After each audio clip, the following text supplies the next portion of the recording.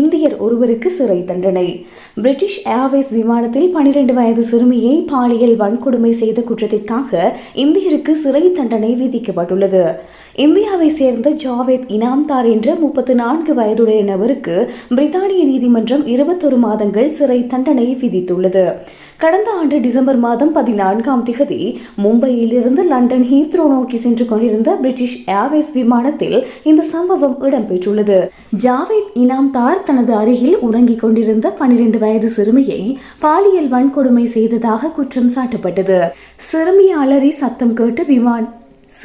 அலறிய சத்தம் கேட்டு விமான குழுவினர் உடனடியாக தலையிட்டுள்ளனர். விமானம் ஹீத்ரோவில் தரையிறங்கியதும் இனாம்தார் கைது செய்யப்பட்டு நீதிமன்றத்தில் ஆஜர்படுத்தப்பட்டார்.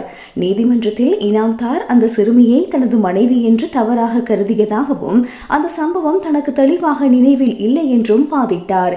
இருப்பினும் இந்த வாதத்தை நிராகரித்த நீதிமன்றம் 13 வயதுக்குட்பட்ட சிறுமியை பாலியல் வன்கொடுமை செய்த குற்றத்திற்காக அவரை குற்றவாளி என்று உறுதி செய்தது. இது சிறுமிக்கு கடுமையான உளவியல் பாதிப்பை ஏற்படுத்திய சம்பவம் என்று நீதிமன்றம் குறிப்பிட்டுள்ளது.